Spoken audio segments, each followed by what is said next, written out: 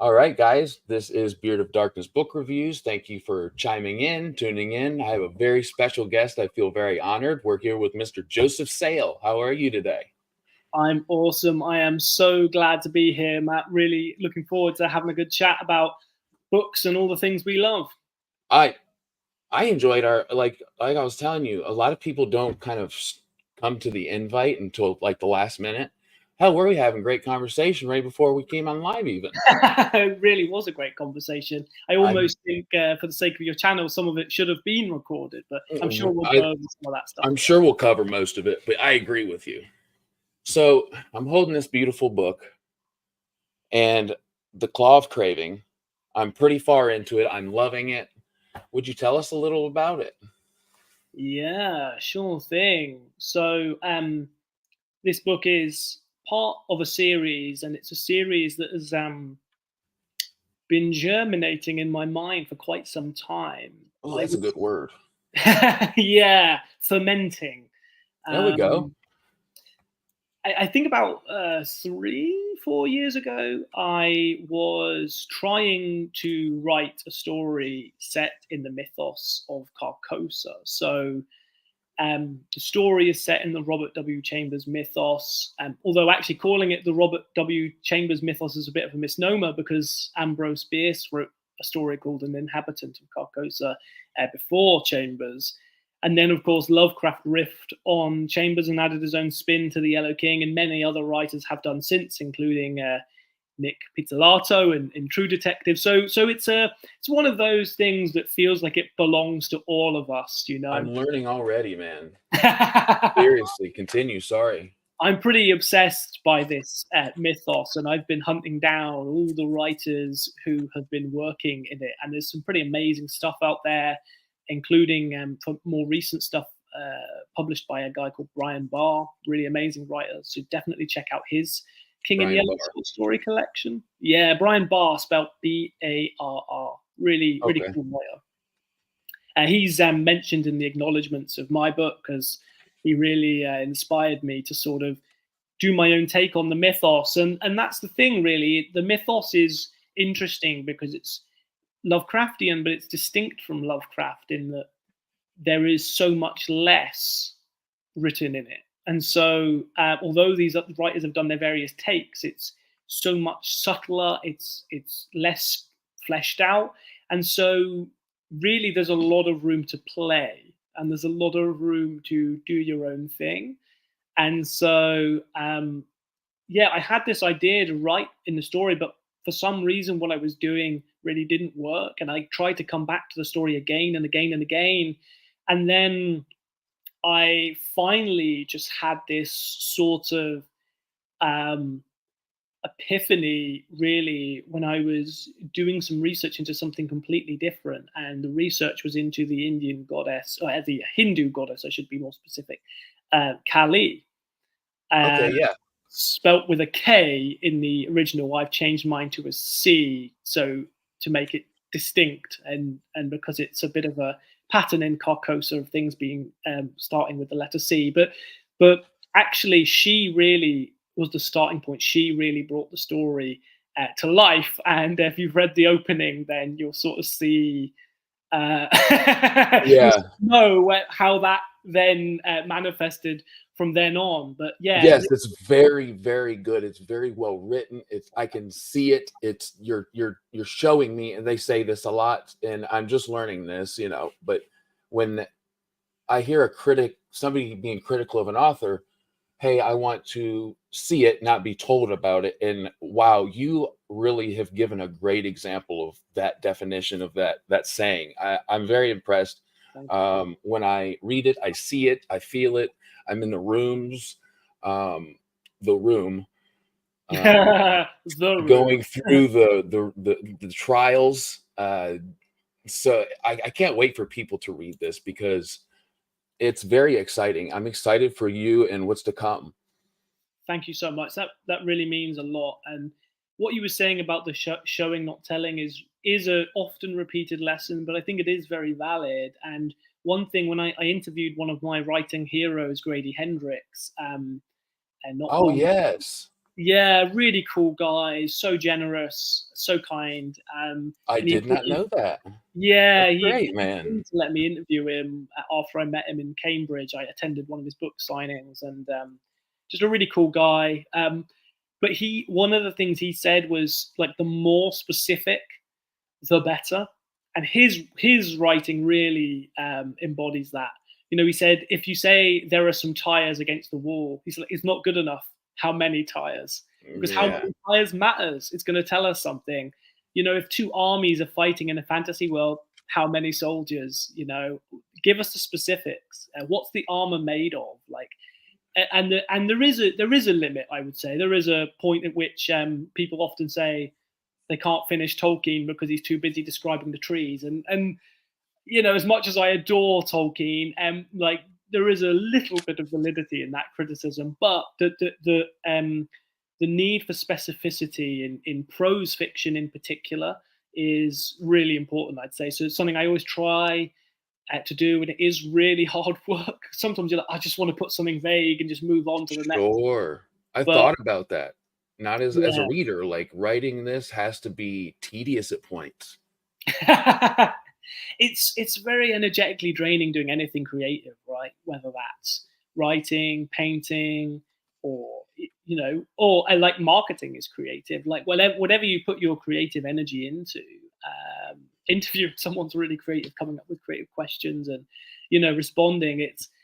It's difficult, and there are moments where your energy flags, and so you maybe do something or accept something that you've written that you think is, oh, that's good enough.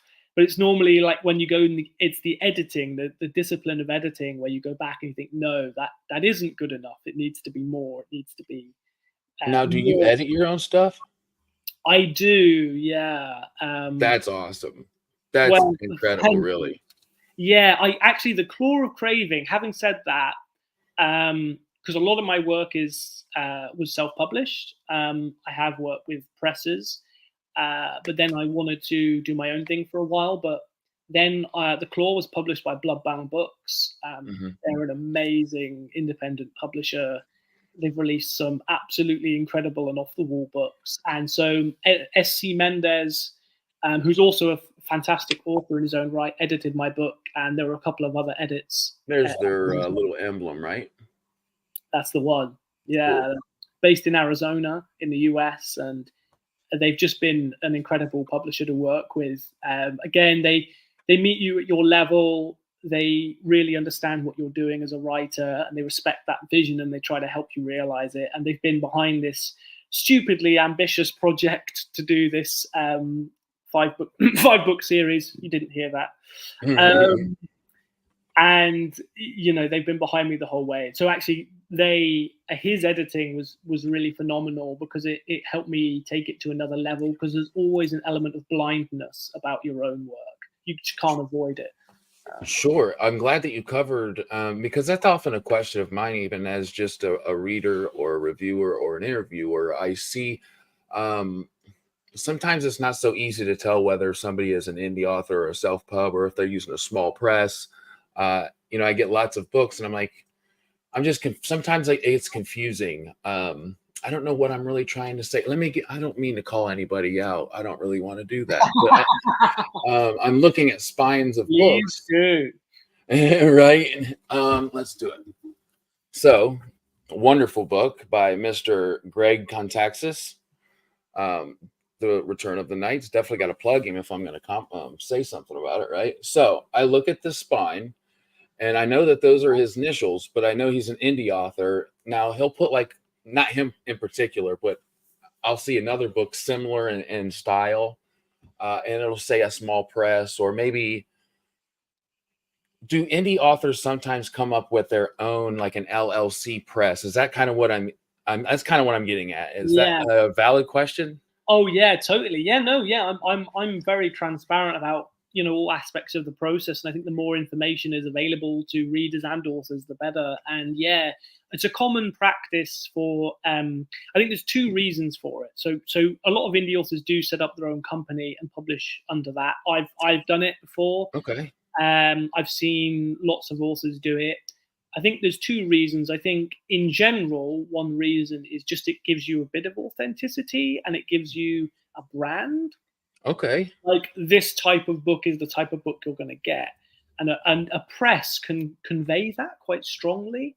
Sure. Because it has a logo which gives you an aesthetic, and and some people even create websites for their publishing houses, and then there can be information on the website that gives you a bit more information about what is this brand, what is this I'm sort of getting into. But I think the other reason for particularly US authors is it's a way to control income and pay taxes correctly and do all of that. Okay.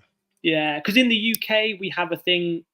I do own a limited company, which is the equivalent of an LLC for my gaming business, because I also write like tabletop RPG games. But Awesome. oh, thank you. Yeah, it's a great love of mine. But for my fiction writing, I'm what's called a sole trader. And I don't, please correct me, somebody in the chat, if I'm wrong, but I don't think there's a particularly good equivalent of that in the US. So I think the LLC is the sort of safer option. But in Britain, being a sole trader and having your income just part of your regular account is like manageable. But I think in the US, a lot of writers do it to sort of manage their income better, which is... That is incredibly insightful, because you answered seriously. You answered so many questions I had about a couple different things. So thank you for that. And I think that it's probably something a lot of people wonder about. It sounds like a smart move, honestly. If you want to be an author and continue what you're doing, creating your own brand, well, I mean, I can't see any regrets coming from that. Well, it's funny you say that. The one thing I would say is that sometimes it gets a bit sticky when it comes to awards, and it works both ways. So the fantasy author Mark Lawrence hosted a self-published fantasy award. Great competition. Highly encourage people to enter. But he actually contacted me because one of my books had one of the Writing Collective, which is an organization I own, that I was publishing books under, like a brand that I was publishing books under at the time. He was like, "Is this an actual company, or is this just you like creating a brand?" And I was like, "It's just me creating a brand," and I shared all the details. He was like, "Oh, cool, no problem. Like, please continue." Awesome. Which was really, really cool of him, really nice to check rather than just kicking me off. But then it works the other way, where authors will, like certain competitions or awards, will only accept work that has been professionally published. So authors create publishing houses to publish their books so they can get into these other awards that they wouldn't normally, as a self-published author, be able to access. So that is where it gets slightly, That's sticky. It can lead to stickiness, but overall, I think a lot of the boundary is increasingly blurring, and people have just got to sort of get on board with that. John A. Douglas stopped by, say hail Beardo. That's his thing. He calls me Beardo, and now that's one of my official names. I have to give it to him. Great guy. Check out his channel if you haven't. He's writing a book also right now. Oh, awesome. Called The Black Crown. I mean, how can you not want to pick that title. Out? Yeah. Right. And then we've got Chris. Thank you for stopping by. Chris just got here. How do I find one of his tabletop games? Well, Chris is one of my favorite people on the whole planet right now. All right. After that comment, thanks very much, Chris. My tabletop game is called Dead World, Desecrated Empires. It's available on Amazon. It's basically the like grim darkest of grim darkest fantasy RPGs, and the Player's Handbook, Monster Manual, and Dungeon Master's Guide, if you want to call it that, is all in one volume. You can actually get a free digital version as well if you go to our website, which is deadworldrpg.co.uk. So you get a free version of the digital. If you want the hard copy, it's like a beautiful 600-page rule book. It's very hardcore, like, because that's how we like our RPGs. But if you want that challenge, then yeah, please take it on. It's been a real labor of love between me and the three others who worked on it, and we're releasing. So we are releasing some fiction in the world, and there's going to be expansions down the line and stuff. So Wow. did not expect to be talking about Dead World on this, but no, I am so happy you are. I can absolutely see the radiation of passion for what you're talking about right now. That's wonderful. I love that. It's like 20 years of world building got condensed during COVID into this rule book that we created, because we had it, and it was like this oral tradition almost that existed between us. And then in lockdown, it sort of got formalized. We were like, we need to do something with this. It's weird how these strange circumstances can do that. So yeah, Chris is already on it. He said, "Awesome, looking forward to doing it," and already looked it up, and it looks amazing. Legend. Thank you so much, Chris.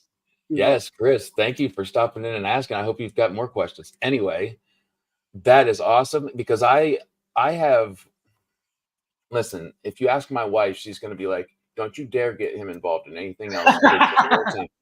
But I as a younger man, I had no interest in the tabletop games. I still don't know a lot about it, but man, you just made that sound so attractive. The grimmest of grimdark. It's called Desecrated Empires, right? that lets you know what you're in for. Well, I just wanted to make sure I had the name right. Yeah, it's called Desecrated Empires, and the overall umbrella of it is Dead World. And I think one of the things that's really unique about it is that it's really about player freedom. I think a lot of me and my friends got really tired of playing campaigns that felt like they were just cutscene after cutscene. You know, like if you use video game terminology, like you're playing and like we're in an unlimited world of imagination, but really we're just moving from cutscene to cutscene, and the choice is limited. Yeah, really limited. In Dead World, one of the things, the like defining sort of campaign that really made us realize we had something distinct and unique. It wasn't just like a homebrew D&D, it's its own thing, has its own rule set, was when we started running a campaign where we had two competing teams of players. So we had a shared universe, two groups of 4 players, doing Zoom calls during lockdown. And like, so if one team went and destroyed a village, and then the second team found that village, they would find the destroyed remains of that village. And then they would start like tracking the other team. And then there would be betrayals between teams. Oh, wow. It got to like a level where it took over real life. And so it's a system, a game system built to really facilitate that absolute freedom in an RPG world. So that's sort of what's behind it. It really sounds interesting, because in my mind, I think of Monopoly or Life or Chutes and Ladders, you know? The fact that there's this whole other hobby out there with the fueling of the imagination, because what you're talking about sounds extremely cool. Now, I do have a question. I was starting to watch Dungeons and Dragons the movie the other day. Okay, which one are we talking? The original or? I think just whatever the newest one is. It's just called Dungeons and Dragons, where it starts the monsters chained up and they walked into the jail cell and they're both like sitting there and she kills him. Oh, is that Honor Among Thieves, right? I think so. Michelle Rodriguez. Yeah. I've actually still not seen it, which is a travesty, because it's partly because I've recently become a dad, so cinema outings are like. Congrats, by the way. Thank you very much. It's been a while since we went to the cinema, but I did really want to see it because, well, obviously I'm just interested in role play in general, and I actually have a soft spot for the original, even though it's quite maligned. And so I was interested what a remake would do with it. But sorry, please, I interrupted you. No, you're fine. So the original one you're speaking of, I was ignorant to. So when did that come out? A long time ago. Was it 90s? I mean, chat will know. Chat will know, but it was in the 90s, I think, and it had Jeremy Irons. Okay. And it's like so bad it's good. But there are like 1 or 2 actors who deliver like outrageously good performances in a movie that like didn't really deserve it. And there's like certain like decisions they make that are like really cool, and there's some really cool, like adventuring in it. It's weird. It's not an entirely bad film. It's like Okay. I'll strange, have to, magical. but now I have to watch that one first because I have to have a compare and contrast. The Ultimate Kahuna, wonderful name, man. By the way, I love that. What are some of your guys's most inspired? What are you? Oh, your guy. Okay, I get what you're saying. Most inspired authors, and which authors have you learned from the most? Oh, that's a big question.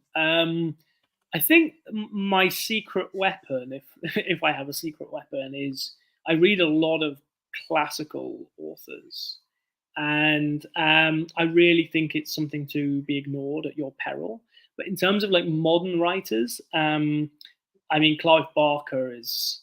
I've learned so much from that man. He is just the absolute master, and I hear so. I have not read anything by him, but you and Steve Stark, actually, the guy we were talking about before we come on, he sent, I did this indie inspired video where I had, I think there was like 15 snippets from different authors, and I put yeah, together this. Well, his absolute favorite and most inspired author to him is Clive Barker, and while he really talks wonderful about him. he's got good taste. But what about you, Matt?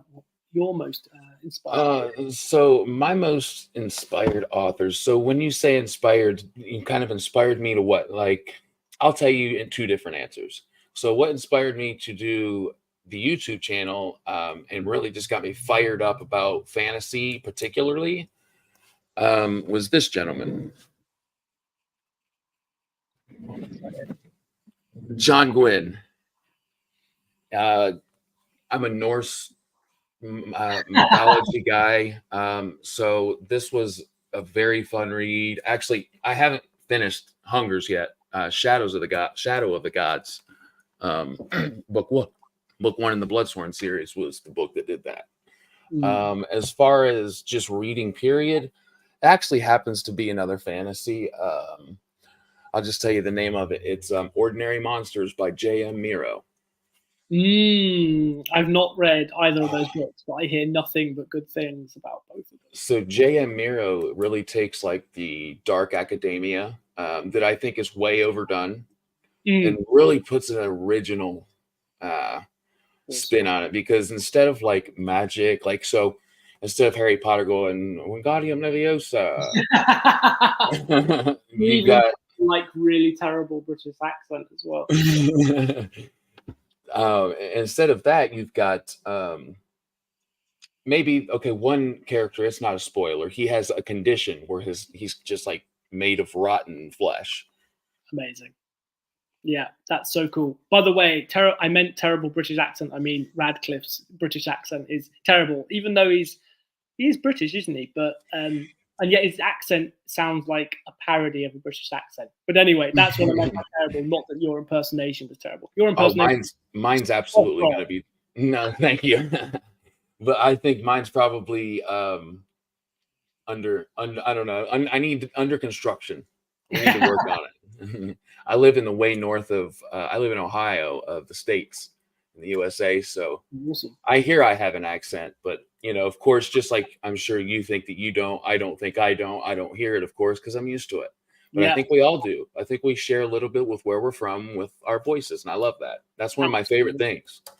And you notice that when you leave home and then you go back home, the speech patterns change again, right? They're more emphasized. Like, I know I'm from a place called Bournemouth, which is a small town in the south of England, and when I go there, Bournemouth, like a lot of people say, oh, there's no Bournemouth accent. It's not big enough for an accent, but it does have an accent. And when I go back, the accent comes out more prominently.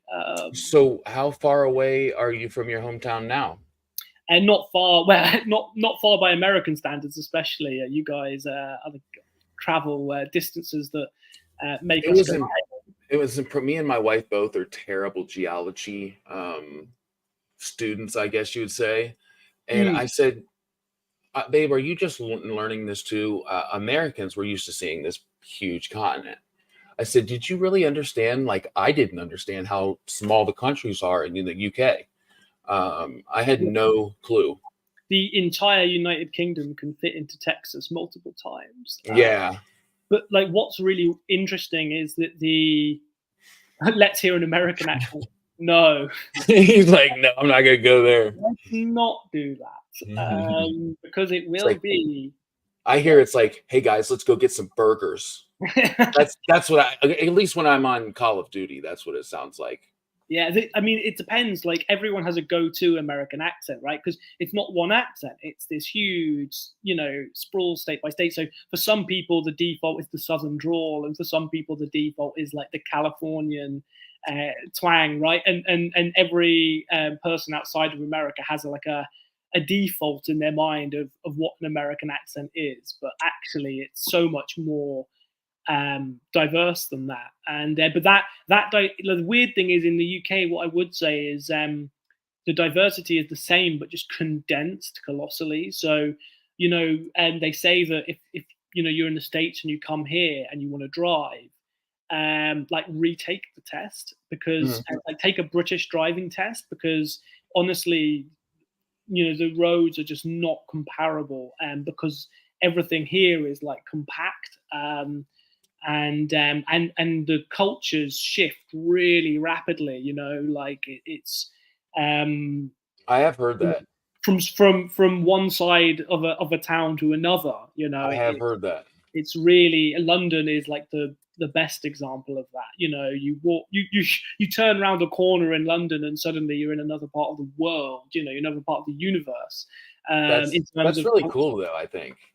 It is cool, yeah, and it certainly produces an interesting sort of culture of its own, right? That constant diversity, but it's but yeah, a lot of people think that America's one thing and they're wrong too. Yeah, absolutely. Same thing with the UK, absolutely. And I'll get to the comment, but Ultimate Kahuna even said that, even in a small country, which he's so right.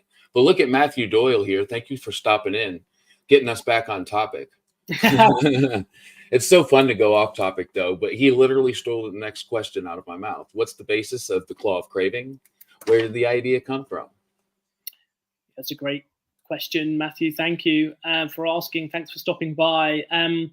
Claw of Craving is a story about a man who feels that everything has gone wrong in his life, and the ground has sort of fallen out from underneath him.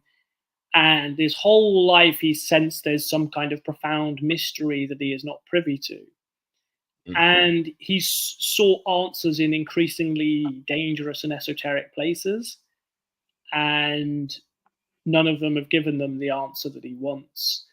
And so where we start our story at the very beginning of the Claw of Craving is him going to sort of the final destination, the final place where he can find answers, which is this occult brothel in a nameless city in the UK, somewhere in the UK. Maybe more will be revealed about that later on in the story. Maybe not.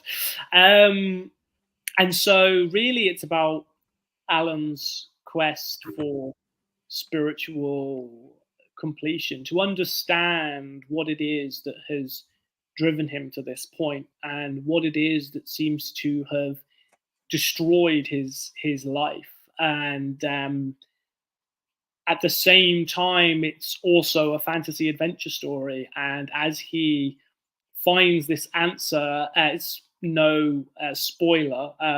It's sort of in the name that, it's linked to this idea of another world. And in this other world, this is the thing about portal fantasy, or what some people call isekai fiction in the Japanese term. Like, going to another world is an opportunity for rebirth and transformation.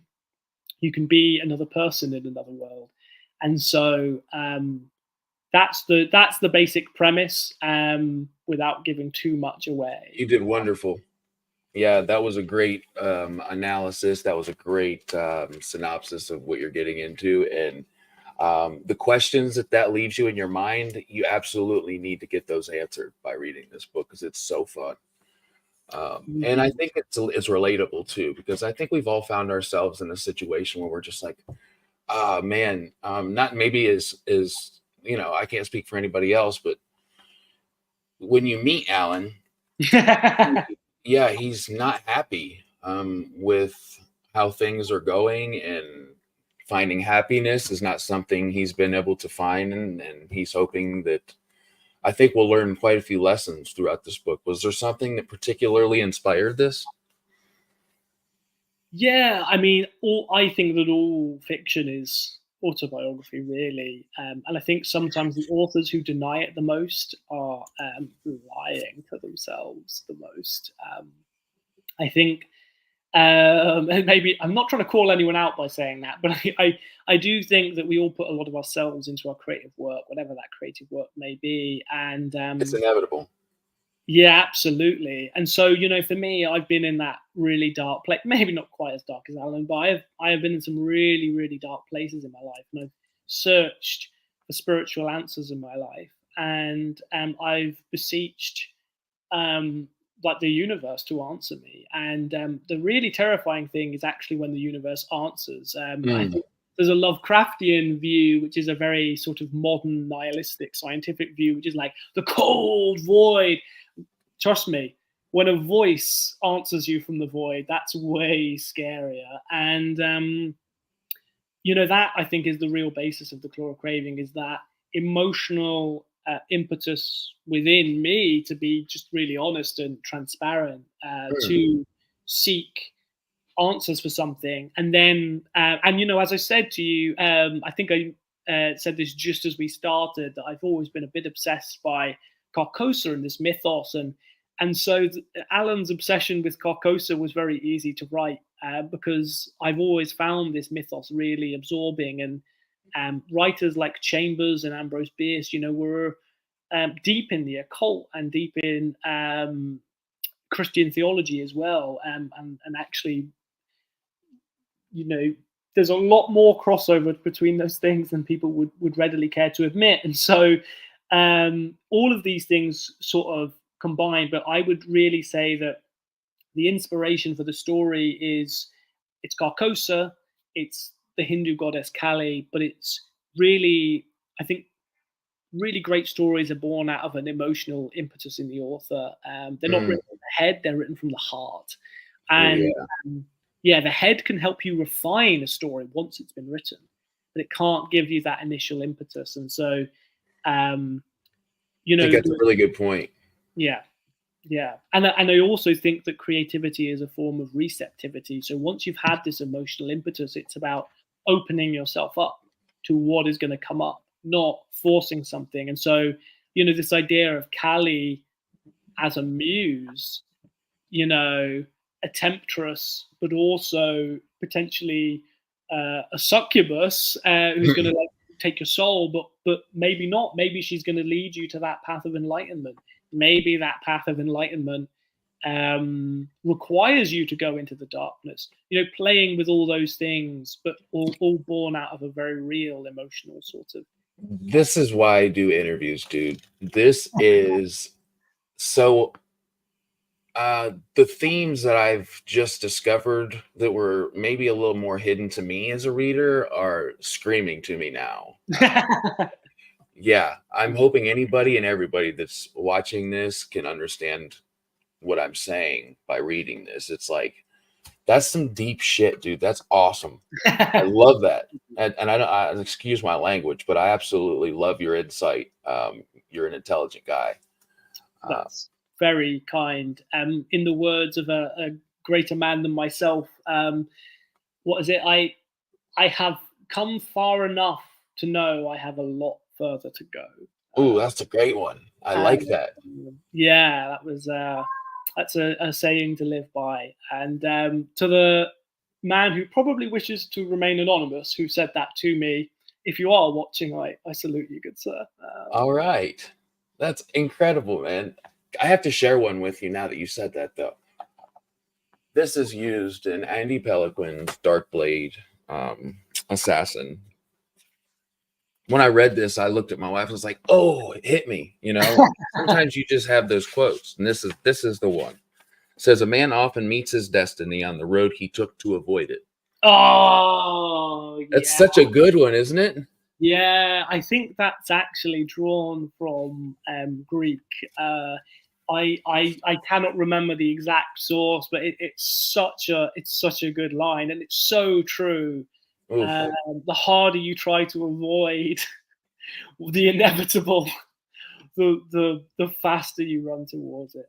I'm glad that you liked it as much as I did, because when I like, sometimes you just like feel those. Sometimes, I mean, some quotes are just kind of cliche, and you're like, that's a good one, but I didn't feel that. Who is that? Andy Peliquin. Here we go. I'll show. Yeah. Wonderful, wonderful indie author. Dark Blade. Yeah, give him a plug. That's awesome. Cool cover. It's a chunky one too, if you're into chunkers. I love it. I am.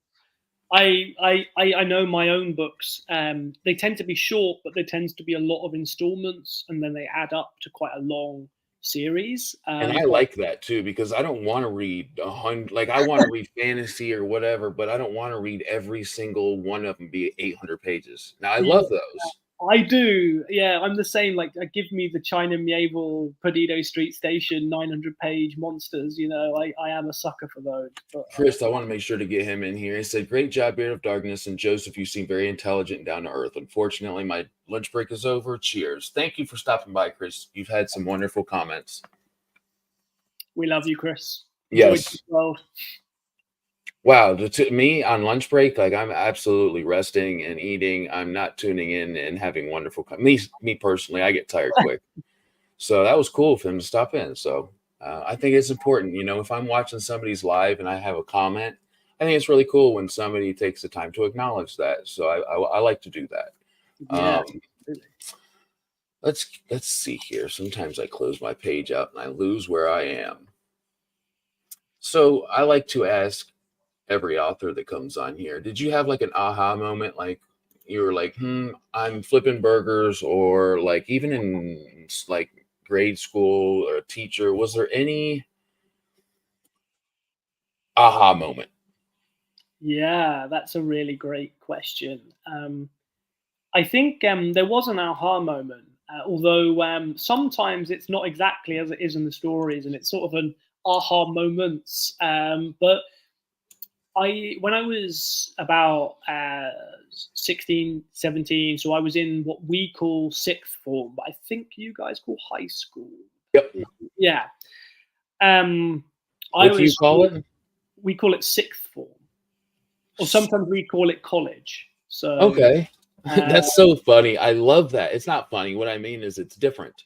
And I love that cultures, even through English speaking people or same language speaking people, our vernacular is different, and I love that. Anyway, sorry to interrupt you. Yeah, it's confusing as well, because like sometimes Americans say college, and I'm like, so like 16, 17, and like, no, like university, and I'm like, I don't get confused. But yeah, high school, college. So yeah, your guys' high school, our college. I was really into drama, actually. I was really convinced I was going to be an actor, but I can see that. Like, I can see it in your mannerisms, and I could definitely watch something with you in it. Like, you're a charismatic person, and you're talkative. You're easy to listen to. I can see that. That's very kind. You make me blush. I'm just being honest. That's very kind. Well, I mean, you too. You should do audiobooks, man. But hear that, dude. I've heard that, and I would be so freaking flattered to do one. I'm so sorry to steal that from your conversation. Go ahead, though. I want you to. No, you definitely should. It's definitely interesting. It's hard work, audiobooks, I think, because it really runs ragged with your voice. And I would love to record my own audiobooks, but I don't have the technical setup, and I'm not sure I have the grit to I mean, like, you know, doing like a 10-hour audiobook is that'd be a knockout session. Yeah, and it's 10 hours that the end user hears, but it's 100 hours to get that 10 hours. Right? It's a 10-to-1 ratio almost. But sorry, to actually answer your question, I was doing a lot of drama, but I kept falling out of love with it, and I think what I realized was that I was more interested in the words and what was being said than how I was saying it. And I often say that there's sort of two forms of creativity. there's I call it primary and secondary, but that doesn't mean one's better than the other. I mean secondary in the sense of like 1 degree removed. And Sure. what I mean by that is like interpretive creativity. So like a guy who translates someone else's work. It's so important that they're creative because there are certain things you can do in a language that you can't do in another. And so you've got to come up with creative solutions for that. But you're doing that within this framework of like, this is the author's work. And an actor, it's the same. I'm like, here are the words of Shakespeare. I'm not going to improve upon this. I got you. But like my interpretation matters, and anyone who's watched Shakespeare poorly performed, I mean, it's one of the most awful things in the world. But when you watch good Shakespeare in the hands of actors who really know what they're doing, it's just the most magnificent experience. And so that secondary form of 1 degree removed or interpretive creativity, whatever we want to call it, is really vital. But I've actually come to realize it's not a great skill that I possess. And what I am a lot better at is that primary creativity. So that's courageous, by the way, speaking on something that you found you're not good at. Yeah, absolutely. I think it's really important. What was it Clint Eastwood once said? A man's got to know his limitations. That's great. I love that. And like I said, that's insightful, and you have to be honest with yourself just to say that. Totally. And so, this interest in drama sort of began to fade, and an interest in the words on the page began to sort of increase. And from there, I ended up doing a creative writing degree, and I started writing novels. They were terrible, but I started writing them, and I started exploring story structure in particular is really important to me, and it's something that I teach workshops on. And I saw that you're a writing teacher, instructor. Yeah. I edit and I do these workshops on structure. I'm more of a developmental editor than like a proof editor. Well, I know who I'm going to hire when I finally start my book. Oh, you should definitely write a book, man. And it would be an honor to work on it for sure. But yeah, definitely. I think everyone does have a story in them. I think so. Yeah. Matt dropped back in and said, "What's your favorite book?" Look at him stealing my questions. That's all good, man. I love that you're asking them instead of me. Which book calls to you the most? That's a great question. That's a very good question, but a very hard question. It is. Favorite book? I mean, there's so many genres, and I do read a lot of nonfiction as well as fiction, and so how can you compare a nonfiction book and a fiction book? Yeah, you're an analytical mind. I get where you're going. Yeah, but I think if I had to pick one book, it probably would be Lord of the Rings. It's one of the books I've reread the most, and the prose is just so extraordinary, and the symbolism, and when you get to those scenes on Druid or Mount Doom, you get to somebody, just to my mind, just like completely piercing the veil of reality, and writing on a really transcendental level, and there is just so much in that story. It's something that you can just return to time and time again. So it probably would be Lord of the Rings. I think I would also put Edmund Spencer's Fairy Queen up there as again, that's a book I've reread countless times. Edmund Spencer's Fairy Queen. It's an arcane book. Well, it was written in Elizabethan England, but Spencer wanted his book to feel like it was a sort of arcane manuscript. So he wrote it in a style that was arcane even by the standards of his time. I mean, the Elizabethans, their English really was quite modern. The opening line of Hamlet is "Who goes there?" It's pretty easy to be or not to be. It's pretty easy to understand Elizabethans. They call it the early modern period for that reason. The English language by that point was starting to resemble. You've done some research, my friend. Oh well, it's a topic of interest for me.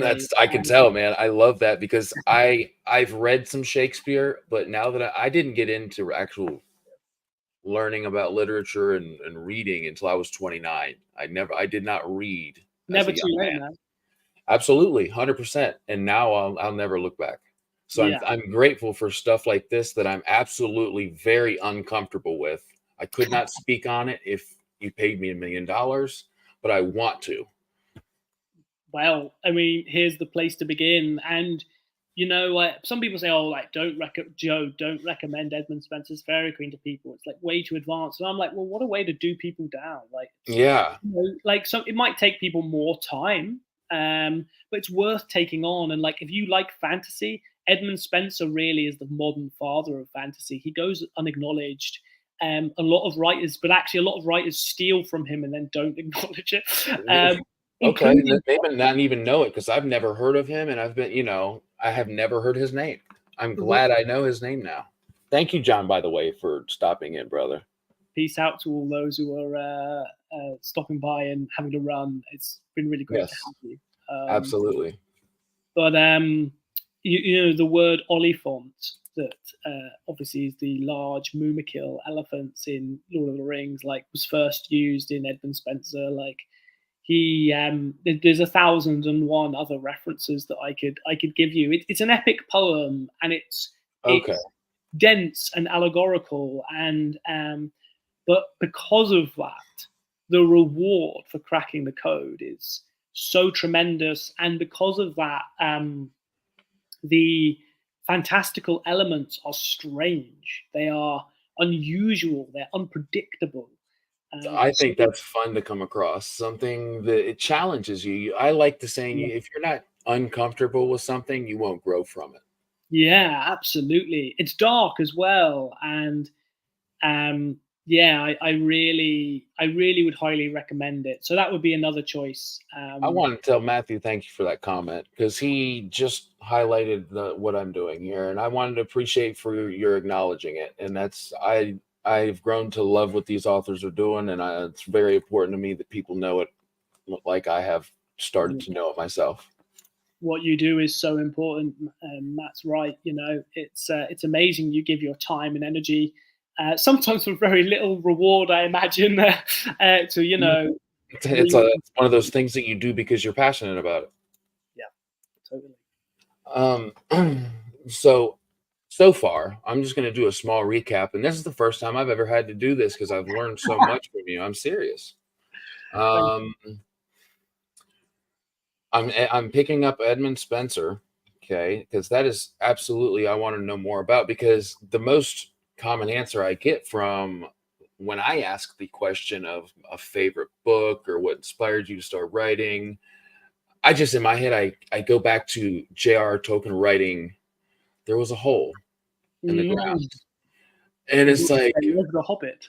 Oh, like imagine, yes, absolutely.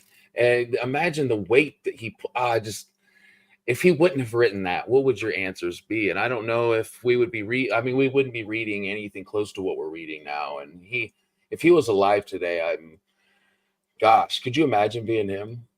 He changed the landscape of fantasy forever, and that is an amazing and wonderful thing. It is also a terrible thing in some ways, because fantasy was, for a while, I think it's changing now, but for a while it got very pigeonholed into Tolkien-esque. Like that was it, you know? And I don't think he intended to do that. It's just that the book was a brilliant man. So genius, so colossal that it just changed the landscape. Colossal. That is the best word I think that I've heard for him, because I was just kind of introducing to my wife. Here, I just picked this up. It's gorgeous. I want to show you. The Hobbit. Oh, I've seen these editions, man. They're so gorgeous. Well, you go through the beginning, and it starts to list everything by Tolkien, and people usually have no clue how much he's written and what's come out posthumously, after his death.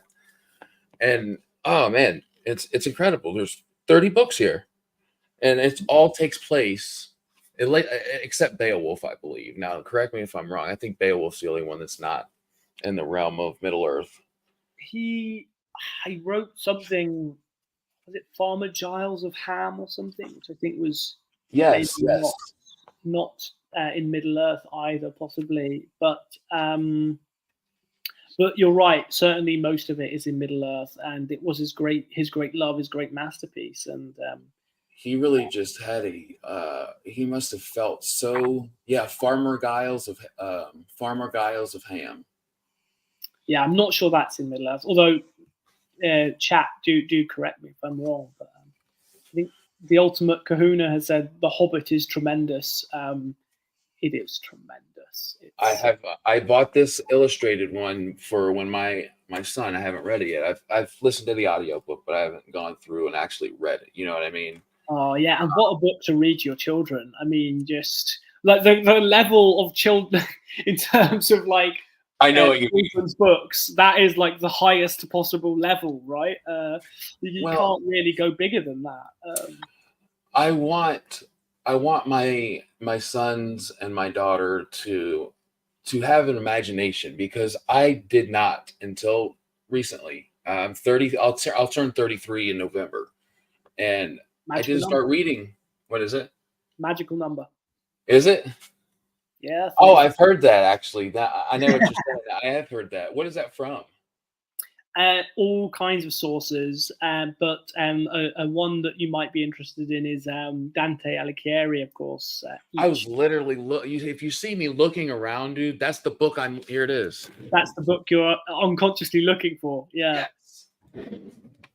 What a divine moment that was. and look at the edition he's got as well. Oh, well, I got it on eBay, and I think it was like $25. I couldn't say no. Yeah, I mean that's incredible. But trying to go through it, I kind of wanted. I was looking for it earlier because you had mentioned was it Fairy Queen by Edmund Spenser is an epic poem, and those are difficult for me, and I think probably lots of people to read. Some not. This is translated and it's old, so it's like it's difficult, man. It's difficult. Yeah, totally. There is a novelized version of the Fairy Queen. What's her name? She's a phenomenal writer. She's done a version of it.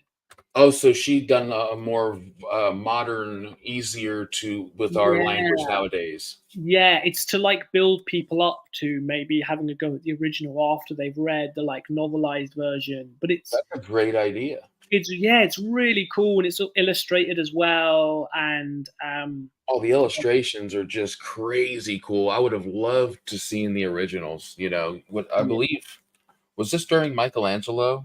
No. I don't know. I'm terrible with history. Yeah. Way before. I think.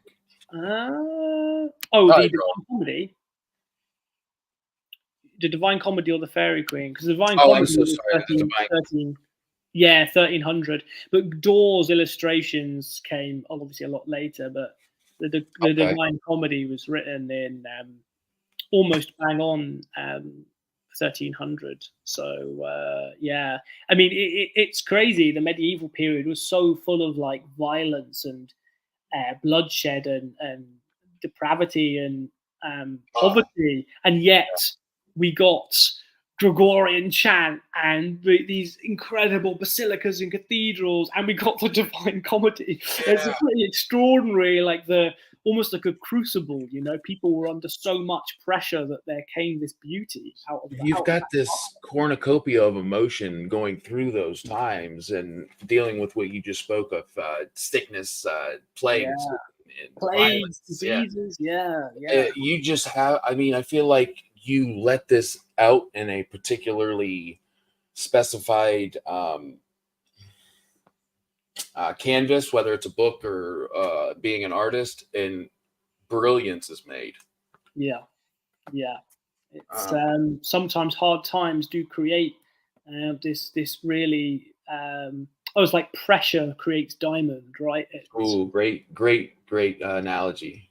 Thanks. Yeah. Wow. Yeah, that was a perfect one for that. I think people who learn to appreciate the small things, especially when you're made to. Like if you're in those situations, you really just have no choice but to eventually just be pushed down and beaten down to the point where that you appreciate the good things in life, Yeah. no matter how small they are. Yeah. So Ultimate Kahuna says, I will argue The Hobbit is one of the best books to read to children. That's a unanimous point you're making. And there's also been really good retellings of old stories and myths. Stephen Fry has a Greek mythology retelling that is tremendously good. Okay. Yeah, I've heard really good things about that book. I've read Fry's other book about forms of poetry called The Ode Less Travelled. It's a really great book. Okay. I've heard really good things about his myth book as well. The other really good Greek myth book is by Jenny March, which is the Penguin book of Greek myth. The Jenny March version specifically, she's really good. Yeah, she makes it so accessible. And she gives good you, word. yeah, she gives you the I like sources. the comments because somebody uses a very good word. I like to just let them know, man. Like that's Thank you. Specifying that into it. When I don't know, if you're trying to explain something, oftentimes it's hard to portray your perception along with a good description. When you use the perfect word, it just really sets it home. Oh, well, thank you. And, you know, most people are in sore need of feedback. Some people go their entire lives. I'm very blessed. Like, you know, I've got really great people in my life. I've got you as well, Absolutely. you know, giving me feedback, which is wonderful. But, you know, it's really hard when you realize some people go their whole lives and no one ever tells them when they've done a good thing. And actually, how can you really know right from wrong, know who you are when you don't actually get this feedback? So, you know, it's a sense what you're doing is so good. It's not just good on an individual level, it's like good on a cosmic level, because as human beings, we are born really with this desire for feedback, and that it starts as a child, right? You're a baby and all you want is for your mother and your father to just, you know, acknowledge you and give you feedback, right? Even though you don't fully understand it, but you do intuitively understand it, and so it molds you. Yeah, absolutely. So what you're doing is so good. Thank you, man. I appreciate that. Yeah, totally. I think it's important in especially different areas such as creative areas too, because I often like to say one of the biggest reasons I like to represent and give indie authors a podium to yell from the top of the roof about is because, you know, for most, it's not an easy thing. And I don't think it's easy for any. What I mean is, it's often you've got, that's my clock. We'll wait for that to kind of chime down. And it's over. Okay. And so I was talking to a guy, Brian Wilson. He wrote the Forsaken Planet. And he builds houses, dude. Like he's got kids, he's got a family, he's writing books too. Like you guys often have a 9 to 5. You're working so hard, and it's not going to pay the bills at first. It's not. And these, I'm speaking relatively in a general sense. From what I understand, you've got this 9 to 5. You've got kids, you've got a wife, you've got a very busy life, you've got things happening. But you also are finding the desire to follow your passion on top of all of that. And I think that's what won me over. Is like, you're a human just like me, and we all have problems, and you're fighting through those problems for your desires and passions. That is beautiful. Well, that's a wonderful way to word it. I would also say that the creative output for me is the means by which I am able to go through these things, you know. And there's been some real darkness in my life. There's been some incredible light. I mean, more light than darkness for sure. But, you know, in the dark moments, the writing is a means. People often say fantasy is about escapism, and I really strongly disagree.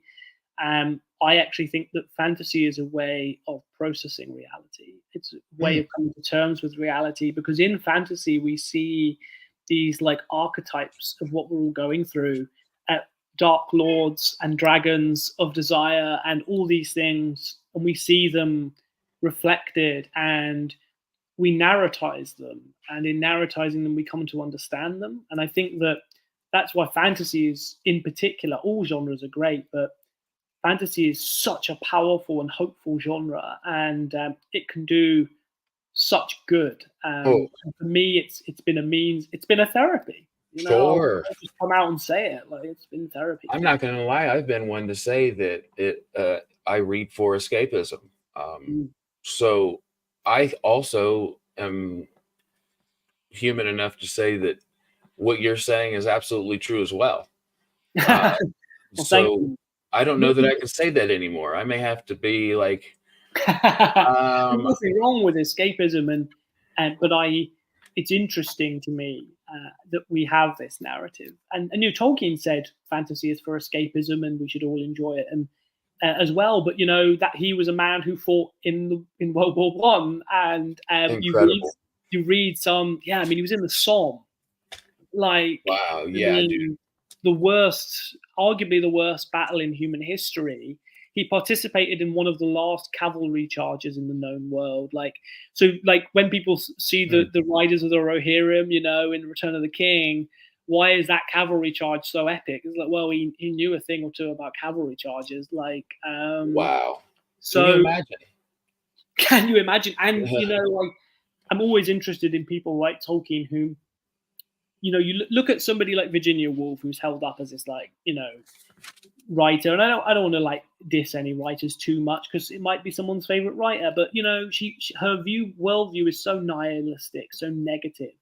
And Virginia Woolf, yeah, like hugely privileged. I mean, she spent her life in privilege, and then she wrote all these awful things, and people sort of say, "Oh, isn't that great?" And then you look at someone like Tolkien, who went through the worst, darkest experience. He's seen the worst of humanity can see. The absolute worst, and he comes out of it as like a devout Christian, optimistic, a committed family man.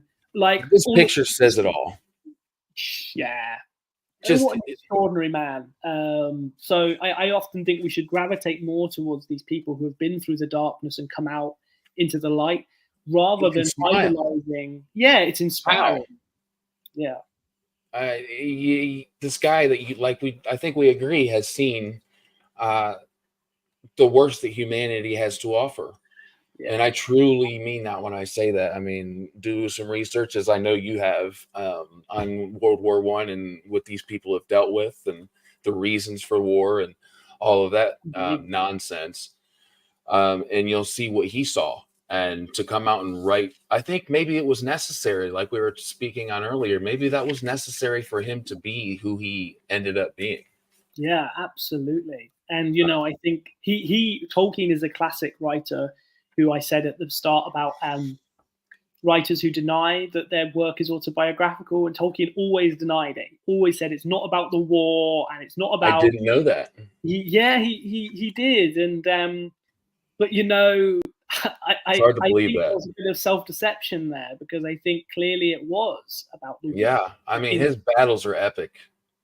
Yeah, and the battles, the whole underlying symbology, you know, the idea of like you come home and your home has been turned into an industrial wasteland, you know, all of these things were things that we know really happened to him. And Frodo's journey is just so painfully realized. You think that it's so relatable because it's relatable because we can all see ourselves as Frodo, metaphorically. He's on a spiritual journey, right? And that spiritual journey, like, I think one of the things that Tolkien does is, the classic trope is that the hero sacrifices their life. And we see that in Boromir, right? Boromir is that classic fantasy hero. He's really strong as an ox, and he makes mistakes, but he ends up sacrificing himself. But Tolkien does away with that in book one, because what Frodo is going to do is sacrifice his soul. And that's why the Lord of the Rings, to use a very modern phrase, hits different, because, you know, he takes it to that another level of like, well, what if you didn't have to give your life, but you actually had to give a piece of your soul to actually defeat this evil? and that's what we I witness. kind of thought of that in a sense, but not to the point where you just made. That's very thought-provoking. Yeah, That's really going to be fun to explore that. Story. Yeah, and it'll be ways to read it. It'll be really fun to kind of explore that more. I'm really excited to start. I know that I don't have to read The Hobbit. It's really, from what I understand, I haven't read The Hobbit. I've listened to it, but Yeah. Well, it's the same thing. Like I don't get precious about that. Audiobooks are books still at the end of the day, and for a large part of humanity's lifespan or time on this earth, we were oral storytellers before long. 50,000 years before we had a written tradition. So 100%. and in fact, it's really funny when you read Plato and you read like the Sumerians and stuff, and you realize that people were quite worried about the written word because they were worried that it could be misinterpreted and abused and misused, which it is. Brilliant foresight. Yeah, gosh, just brilliant, because it is. It's treacherous. Babel. Have you read Babel? Oh, by R.F. Quang, I think. Wang, Rang. No. We're thinking of the same book, yes. I think we pronounce it Babel, but obviously it's where we derive the word Babel from. But yeah, I've seen that recommended so many times, and so I think it's a US UK thing, but yeah. I think the gist of the book is, there's magic in it. It's fantasy, but I think that people come to. I forget to do this sometimes. I don't set my phone to do not disturb, and so you can hear the calls come through. So I apologize. Popular man. Well, to the bill collectors like to think that. So translation is essentially, from what I think I understand. I'm not, like I said, I haven't read the book. Translation is naturally is used to bring people to war, I guess. Just because the difference in I'm searching for a word, comprehension between languages. So that, I think that would be a really cool. I think there's a reason she won. I believe it was. Gosh, I hate bringing up things I don't know about in the moment. I got to look that up now. It was a prestigious award, though, wasn't it? It was. She start as an indie author? I think so. The Poppy? Did she write the Poppy? She wrote the Poppy War trilogy. Yeah. Yeah, really. I mean, I've not actually read any of her work, but I really should get onto it because I hear amazing things, and it's quite a diverse portfolio that she has. Because isn't Babel set in Oxford? But there's magic, but it's set in Oxford in England or something. It says, yeah. So in 1828, this is kind of the blurb here. What I do know is that she puts a lot of history in her books, especially Asian history. So 1828, Robin Swift, orphaned by cholera. Oh, okay, orphaned by cholera in Canton, is brought to London by the mysterious Professor Lovell. Okay, so Oxford University. Yep. So you're right. Royal Institute of Translation. There we go. Yeah, that sounds amazing. One of the only things that stuck in my brain from reading the blurb, strangely. Award. Gosh, I'm looking for the award that she won. She deserves me to say that. She certainly worked her butt off.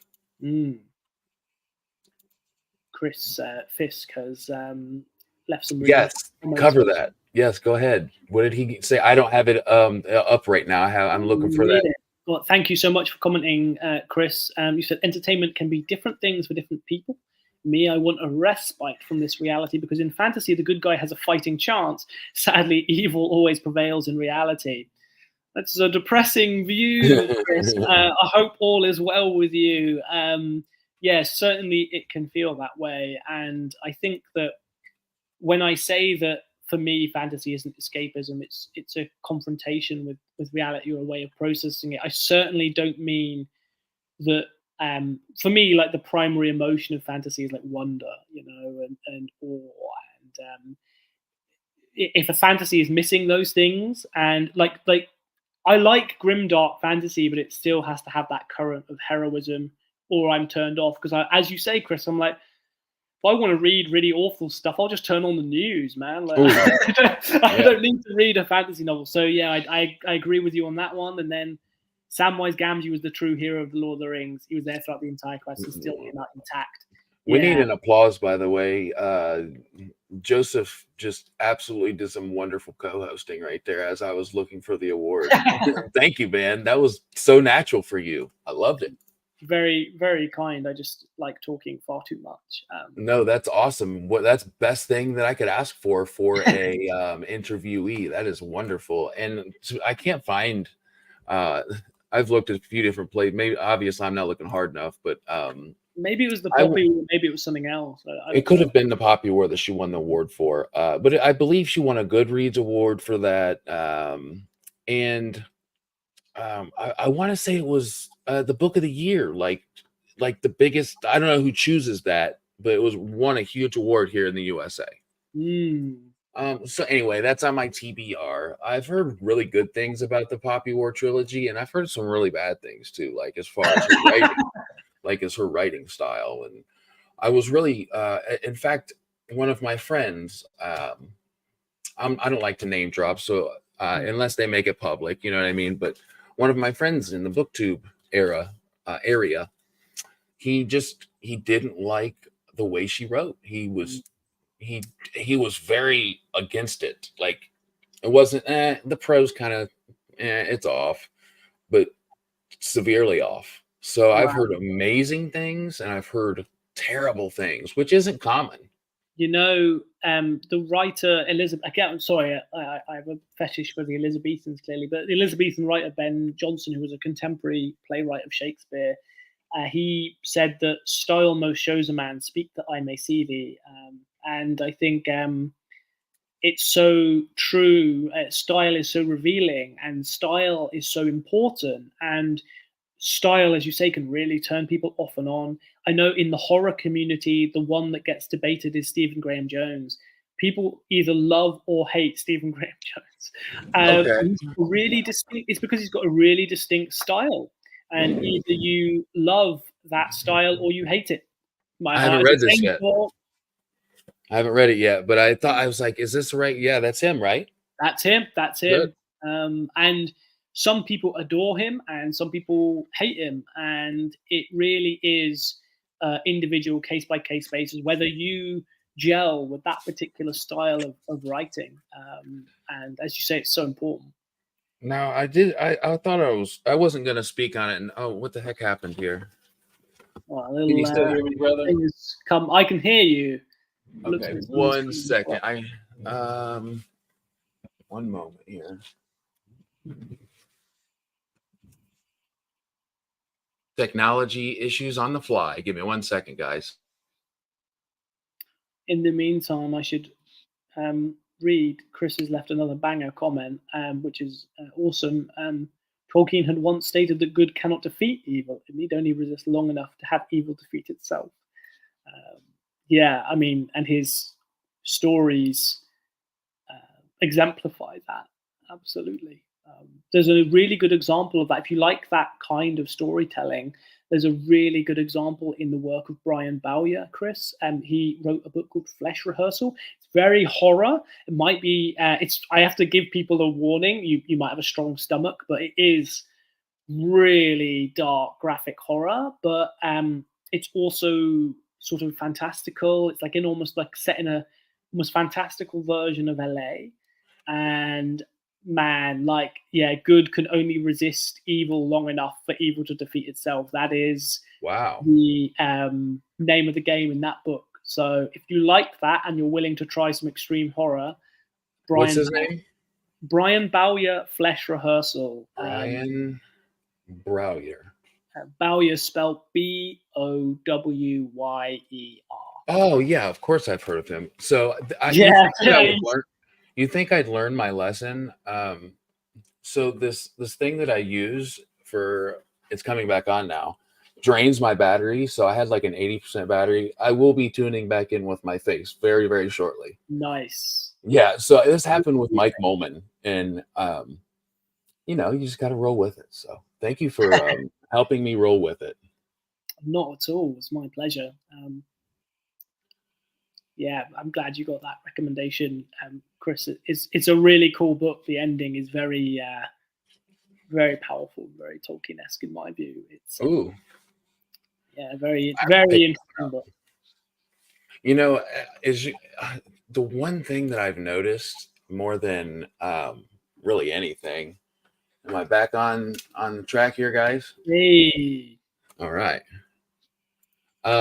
One of the things that I've noticed more than really anything being a reviewer is, well, being an interviewer, I guess I'd say, is that I had this preconceived notion that authors were, man, I hate to say it because you're definitely not, but stuck up, and that they would never ever send a book for the likes of me. Like, wow, was I wrong? And now your mailbox is crammed full. In a wonderful way, though. I have, I thank you. He said, the beard is back, baby. Thank you, man. Yes, I'm back. So when I first started asking for books, I never got a no. To be honest with, the first no I got was from an indie author, but for an understandably gentleman-like comment like that he made, unfortunately, it's not doing as well as I'd like right now. Being an indie author can be very strapping, and unfortunately, at this time, I can't. Dude, thank you so much for being nice, because I was very vulnerable in that. I guess what I'm getting to is I have to say no sometimes, because I'm not going to accept a book that, say for instance, if you're somebody I had to say no to at the moment, I'm not going to say yes if you're putting your money in that, which you are, and expecting what you should expect, a review or a promotion of some sort. If I'm not able to do that, and I know that some booktubers would absolutely still accept it, I just can't. I can't. So if I accept a book, I'm letting you know that I will read it. It's something I would read. I may not get to it in a month, but within the next year, absolutely. Some are quicker than others. It just, I don't really know what sparked that conversation of me saying this, but no, it's an important thing to say, and it leads back to what I think we were talking about this before we went live, but this expectation of so you're talking here about just expectation of a review, but then there's like beyond that an expectation of a good review, right? And, and I think it's really wrong that booktubers, reviewers are just expected to always give positive and good reviews. That's not the name of the game. I do personally, if I don't like a book, I personally avoid reviewing it. I'm just at that stage where I got to a point where I was reviewing for like a magazine storage, and I realized I'd quite a lot of weight in a strange way. I don't necessarily think that's true anymore, but I felt that, like, who am I to put this person on blast? And I don't do anything by half measures. So if I don't like your book, I'm going to be very specific. I'm not just going to I'm not going to say it wasn't for me. I'm going to be like, I'm going to quote sentences, and I'm going to show people like what I didn't like. And I actually thought, you know what, I'm expending a lot of energy here negging on someone, and actually, wouldn't it be better to just not review, to just leave it to the side and put all that focus into writing really positive reviews about the books I do like, and that seems to work for me. But but I'm not a reviewer solely. You know, I do the odd review on my blog when I want to, and the writing is obviously my main thing. But for someone who's got a booktube channel or is a reviewer, like, the reviews are part and parcel of the main thing. So you can't just be doing positive stuff all the time, right? Yeah, that's impossible. There's no such thing as 100% record of I love it more than anything I've ever read. You can't say that about every book. And not even with one specific author. You know, I mentioned a few authors that I love. I don't necessarily love and adore every book by them equally. Some Right. authors even actively don't like one or two odd books that they've done. Yeah. That's just the way of things, and I know that's true of some of my readers. Absolutely, despise my Illuminad trilogy, and they love the Book of Thrice Dead. And other readers are like, the other way around. They're like, Thrice Dead takes way too long to get going. The Illuminad trilogy is like, the writing's much better and the characters are much more relatable. And so it really, and I don't mind that. It's totally cool. Really, to expect anything other than that is unrealistic. Yeah. There's not everybody is the same. Everybody's in fact different. Everybody's different. Every single person. So my story, even if you said the exact same story or wrote the exact same story as I said in the exact same words, your perception of that is it's inevitably different. Yeah. In almost every way. It has to be because of your experience, your knowledge, all that. Totally. So I like to check my expectations and also touch base with authors and stuff just to kind of keep myself on check as far as my opinions and how I'm going about reviewing and stuff like that. And I think my favorite thing, in fact, I don't think I know, is talking to humans. And I took booktubers who did interviews very serious. I was scared to do it, but I did it anyway. And wow, I wouldn't change it, and I'll never stop. Well, you're a natural. I think what you're doing on the channel is really awesome, man. Thank you so much for that. Long may it continue and long may it prosper. Thank you. I really appreciate that. That means a lot. Who or what had their hand? I'm sure we've covered this a little bit, but who or what had their hands in your writing style?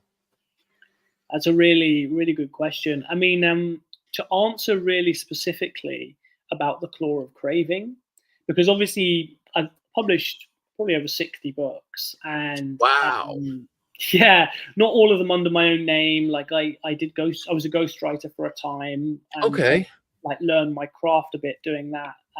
That's really smart. Yeah, supported my generated some income as well doing it. A lot easier to generate income ghostwriting initially, but doing my own books on the side, and then gradually I've shifted that dial, so doing less and less ghostwriting and more my own. Well, I don't do any ghostwriting at all now, and I just do my own writing. But anyway, in terms of the Claw of Craving, I was reading a lot of Thomas Ligotti. I think he's a phenomenal author. Writes very, I was going to say Lovecraftian, but sort of more, the feeling is Lovecraftian, but the style is very deeply occult and really worth looking into if you want that eldritch terror, but you don't want it cliche and you don't want it mythos, you want it unusual and deep and dark, then go to Ligotti. And in fact, Ligotti is epigraphed at the start of the book. There's a quote from him at the start. So Ligotti has a really labyrinthine kind of style, and I've worked out that I'm more of a maximalist than a minimalist. So, I appreciate Cormac McCarthy, but I don't really enjoy it. And respect to the man, may he rest in peace. The Road is phenomenal, and but just like for me personally, it's again a style thing, like we talked about earlier. Like I find that very stripped down style. And unapologetically, I feel like, you're not supposed to love everything you read. No, exactly. I respect it, but I don't enjoy it. And that's, the Book of Thrice Dead is an interesting example because it's a series I wrote over a huge period of time. And the first book, I was 19 when I wrote it. And the last book, I was in my late 20s. And so you really see the evolution of my style in that. You see a 19-year-old's very teenage, angsty, sort of, probably quite sexually frustrated, sort of, sure. Energy. So there's a lot of energy, but not a lot of style. And then you see that growth. And so, what you actually see is the Prince of the Wasteland is much more hard-boiled and minimalist because I thought that's how you had to write. I was trying to conform to what I thought that Okay. was. There are moments where it breaks free, and I did heavily edit it before its re-release last year. But overall, it's more minimalist. But you see the maximalism evolving as the series goes on, and that's really my true style, and that's what I've sort of evolved into more. I And like that. yeah, Just everyone you evolved. style. It's Yeah. an evolved style, and I like that you're kind of put your story with it. And I wanted to I don't know if you quoted it, but this is Thomas Ligotti, right? Oh yeah, The yeah. Frolic. Okay, so this is in the beginning of your book. In the black foaming gutters and back alleys of paradise, in the dank windowless gloom of some intergalactic cellar, in the hollow pearly wars of their slums, my awestruck little deer and I have gone frolicking. Now, was there a reason that you put that at the beginning? There are so many reasons that I put that at the beginning. Firstly, just the command of language there is just exquisite. Yeah, Great it's beautiful. reading of it, by the way. Oh, thank you. That story, The Frolic, is one of the most amazing short stories I've ever read. I'd put it in my top 5 short stories of all time, I think. I like it that much. And it's a story about a guy who works at a mental asylum, and he's at home with his wife, and his daughter is upstairs asleep. And he's telling his wife about this one particular inmate of the asylum who is it's an asylum, but it's called whatever the modern word for that is, a home for the criminally insane, or Yeah. and there's one particular inmate who troubles him, and slowly but surely the concrete reality of the story is undermined, and we shift towards this terrifying supernaturalism and the darkness that is like this distant thing. Like, I go to work and there's this guy at work, and it slowly sort of starts to come closer to home until it's got you by the jugular. And it made every hair stand up on my end, and it gave me complete chills when I first read it.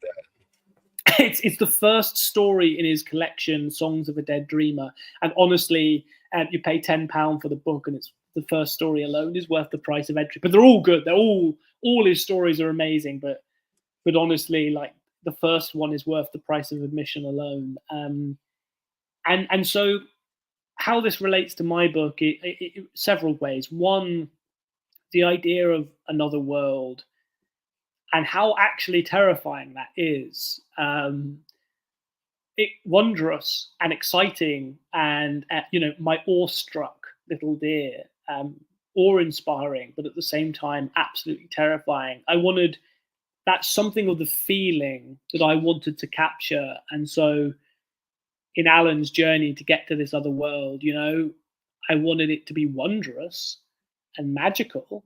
Mm-hmm. But I also wanted there to be a darkness and a sense of terror. Yeah. It's very thematic. Yeah. So The Frolic, I think a really good use of an epigraph for an author. Some authors, there's a stereotype that authors use epigraphs to make themselves sound intelligent, and unfortunately, there are some authors for whom this is possibly true. I'm a huge fan of epigraphs, and I've been quoted many times saying that before this interview. Brilliant. Yeah. A really good epigraph is like a focal point. It's almost like a mantra that you might meditate on during a transcendental meditation. Like, you take this short affirmation and short mantra, the short kenning or Zen koan, they call them, and you focus all of your will upon it.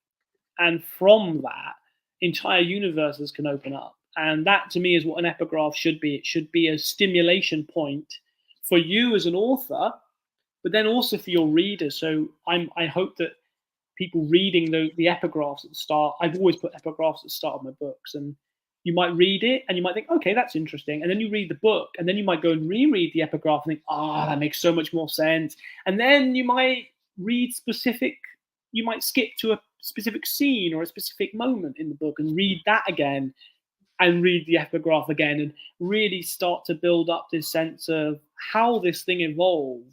And then opens up to you as an author through the reader. Like, now knowing, having this conversation with you, everything that I read from you, I will take a little more time because I think that there's authors that you should do that with, and others maybe you don't have to. Themes are deep with you. I can sense that you've done lots of research. I keep saying that, but you have lots of knowledge of what you write about or what you're interested in, and that's great. Most people don't take the time to actually learn about what they're talking about. Well, I've certainly made mistakes and been quoted for incorrect knowledge and all those things. We're all human, and I do my best to keep on top of things, and sometimes the spirit of the thing or the soul of the thing is more important than like your academic knowledge. Well, often it is, but sure. Yeah, I do like to go deep into topics, and I like that. I do a lot of reading to inform my books. And I think one of the things, Neil Gaiman said this. He said, if you want to write a big Tolkien-esque fantasy, don't read Tolkien. Tolkien didn't read Tolkien. He read Finnish mythology. And I think that's a really profound quote that I read very unusual books on very unusual topics. Like I said, non-fiction. I don't just read fantasy. I do read fantasy. I can't stress that enough. But I also go really off the beaten path. And I think that's why some people have said my books have a slightly unique flavor to them. Every book is unique, but a particularly unique flavor. And I think that's because I draw in, it's not me, really, I'm not unique, but I'm drawing in a lot of unique things. I'm just an empty cauldron. And all these ingredients are going in. Yeah, I mean, that is what we all are. And some would say the more you can empty yourself, the more you can make yourself a vessel, then you're use that in a way that I think is powerful. I think we have the opportunities in life, and you're using yours in a very unique and individual way. I love that. Thank you. So what's next for you? More books set in Carcosa. Okay. So if you enjoy the Claw of Craving, and please do grab a copy. I will have all your links by the description. So anybody that's watching this, I always stay after we talk, and I will get all his links. You will have everywhere you need to find anything you want. Thank you for doing that.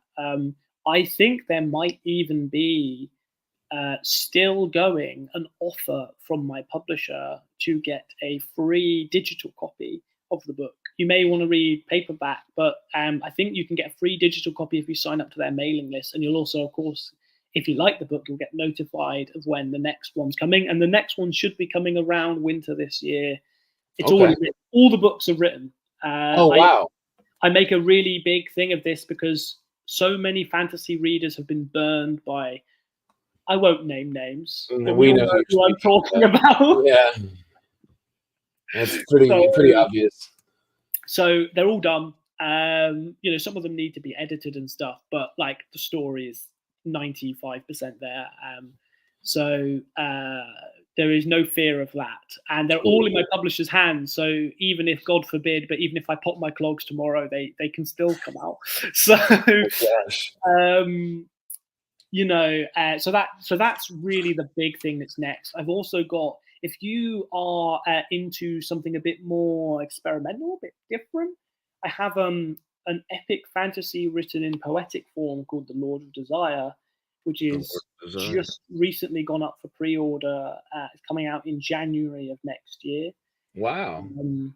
That's really unusual book. It's exciting for you but I'm also excited for me because I get to talk to you about it. Yeah, thank you. I would love to talk more about it. I've written 3 epic poems. 2 have been published. This is the 3rd one, and it's something that I'm sort of quietly trying to vivify. I don't want to force it down anyone's throats. I'm definitely still going to be writing lots of novels. Like I love prose. I don't have this. Some people are like, oh, poetry is better than prose, or prose better than poetry. I'm like, let's enjoy both. Yeah, they do different things for different they're people. totally different. Totally different. Horses for courses. Let people enjoy what they're going to enjoy. And some people enjoy both my poetry and my prose. Some just enjoy one or the other. And so, but it's something. Epic poetry is something that I really narrative. And when I say epic poetry, what I really mean by that is like narrative poetry. Okay. Is something that I really would love to reintroduce to people, because it's such an awesome thing. It's been such an inspirational, awesome part of my life. And I would love for more people to enjoy it. You know, to me, it's a bit like a great whiskey. It's not that many people would drink neat whiskey, but like it's so good. I want to share that whiskey with more people, you know? Sure. So that makes sense. It's refined. Yeah. And I don't mean that in like an elitist way, but poetry is by definition distilled. It's concentrated. It's I think Coleridge once said the difference between prose and poetry is that prose is the right words in an order, and poetry is the right words in the right order. And it is this level of distillation, and sometimes that distillation is, some stories can't be told in poetic form. You need a novel, absolutely. So it's they're doing different things, and they're useful in different ways. So Ashley says, I love that you're not afraid to be different. Thank you for giving readers diversity. And I would say that that's what I've learned in the last 10 or 15 minutes is you don't offer one taste. You have multiple flavors. You have multiple hats that you wear. Yeah, that's very kind. Thank you very much, Ashley. I really appreciate that. And thank you, Matt, too. And a lot of people describe my work as eclectic, and even like the book of Thrice Dead, which I mentioned earlier, is a multiverse. And the great thing about a multiverse is it gives you these different things to play with, and these different worlds, which may have a slightly different tone. So you might have a little bit of humor and some real horror, but then some epic fantasy. And you can do all of those things in a multiverse at once. And I guess that's why I did that, because I didn't want to be in one lane. I wanted to combine these things and enjoy all of them. And I'm sure that you've got your own style that people will recognize throughout.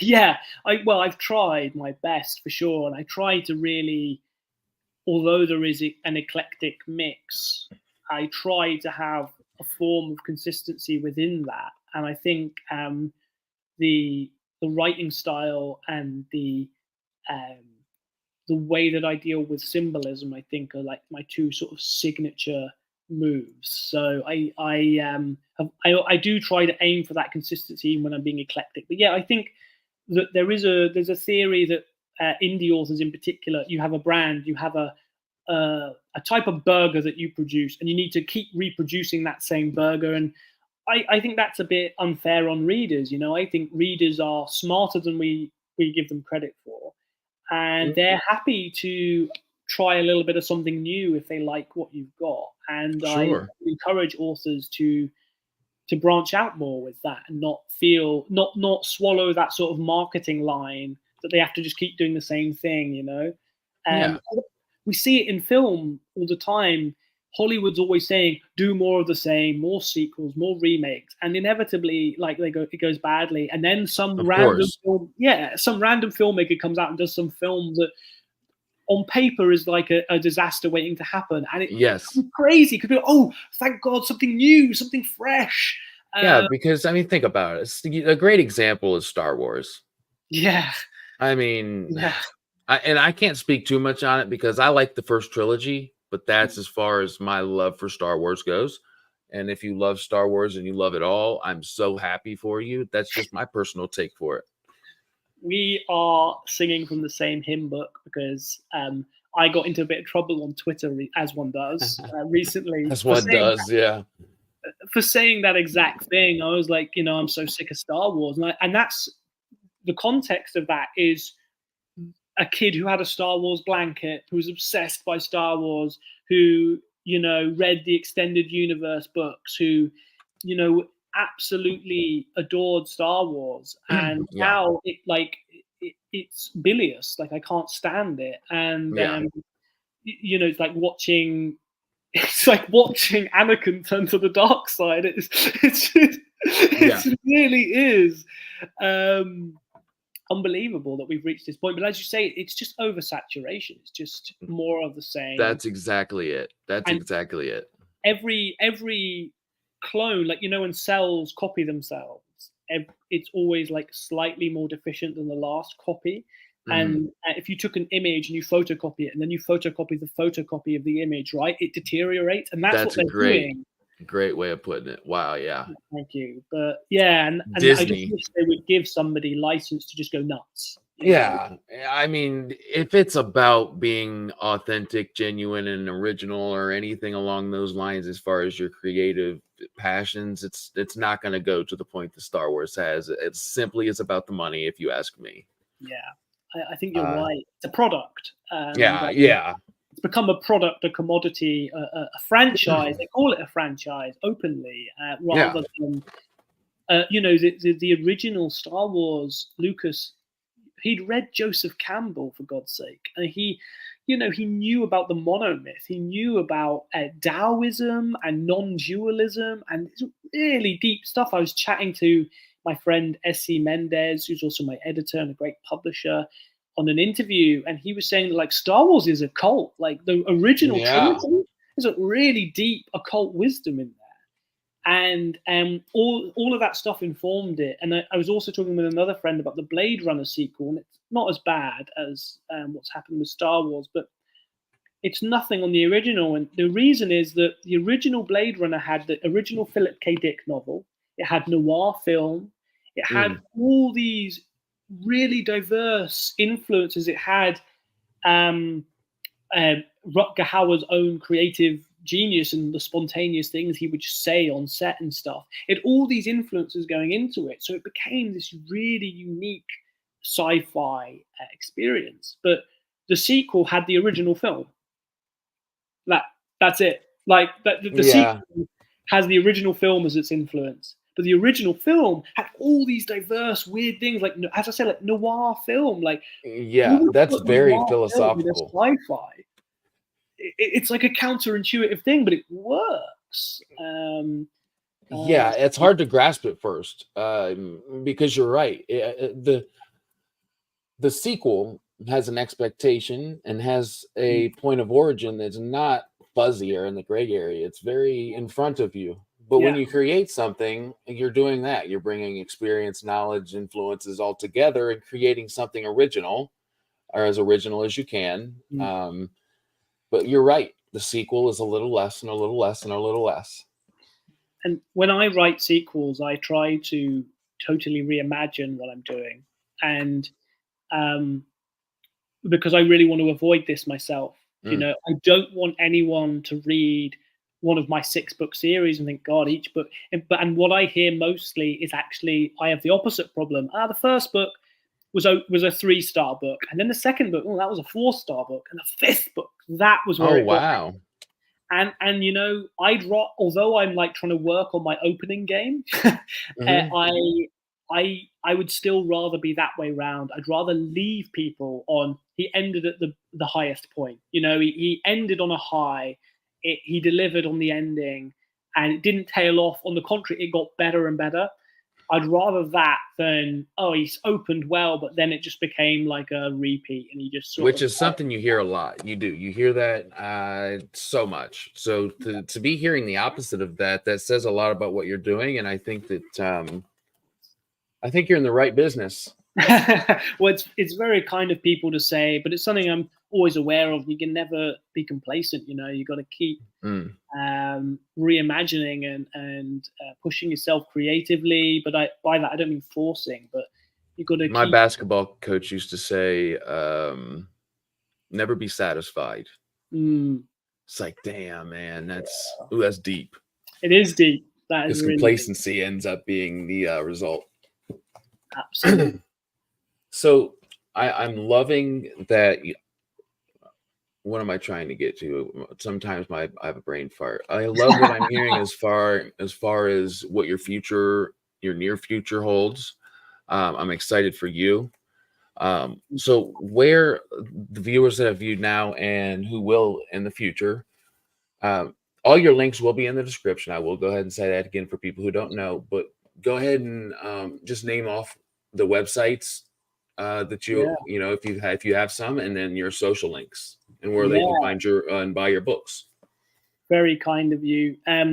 If you want a free book by me, a prequel novella for the Thrice Dead series, which is definitely my most popular series, and it is probably one of the best things I've ever done. Carcosa might beat it, but it's only got one book out at the moment, so I can't compare the two at the moment. But if you want a free book by me to sample my style, see if you like it, then my website, themindflayer.com, has a link. You can sign up to my mailing list. I only send 3 emails a year, so I don't pester people.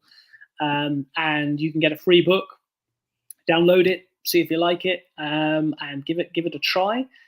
I'm also on Twitter or X. Right. We'll see how long it lasts in that apocalyptic wasteland, but I'll be there for the foreseeable future. Joseph Wordsmith is my handle. Cool. Yeah, I'll have them linked too. Like they won't have to make sure to write it down. I like to put the links in there, so all they do is got to copy it and stuff. Thank you. Those are like probably two of the best ways. I try to make my mailing list like a really fun place. I give away a lot of free books on there, so I'm not just trying to sell you stuff. I actually I try to give a lot of books because I genuinely want to know what you think of my books. And if you do end up leaving a review, then I'm like over the moon, infinitely grateful. But ultimately, it's just about getting more and more people reading my stories. And likewise, I want to read more stories too. So yeah, the mailing list on my website is a really good bet, I think, if you want to check out more of my work. And now, where are they sold? Amazon. I am currently pretty much exclusively on Amazon. Okay. It's a long-winded story to say how that came about, so I won't bore people with it. But yeah, Amazon is the main place to get. A lot of my books are in Kindle Unlimited as well. So if you've got Kindle Unlimited, you can read pretty much everything for free. So that's pretty cool, and that's the best place. But do stay tuned. There's some exciting things in the works with Bloodbound, my publisher, who are in Arizona. They're really cool, and things might be expanding. Awesome. Which is really cool. But for now, definitely Amazon's the best place to go to get my stuff. Cool. Yeah, that is awesome, and it's pretty simple so far to do this. I think you've done it well. Is what I'm saying. You've put it in a nice little package. Themindflayer.com. That's easy to remember. The link will be below. Amazon, which if you have Kindle Unlimited, you can get his books for free through that paid subscription, and Twitter. I'll keep calling it Twitter because when I say X, they're going to be like YZ. So we'll call it Twitter. It is like a porn site, isn't it? Like yeah, say what? Videos of people getting into trouble with their wives and husbands because it's like you've got a premium subscription to X. Like what's that weird stuff? Yeah. And well, it's actually just Twitter. Yeah, it's really the best community on as far as the writing community on Twitter is amazing.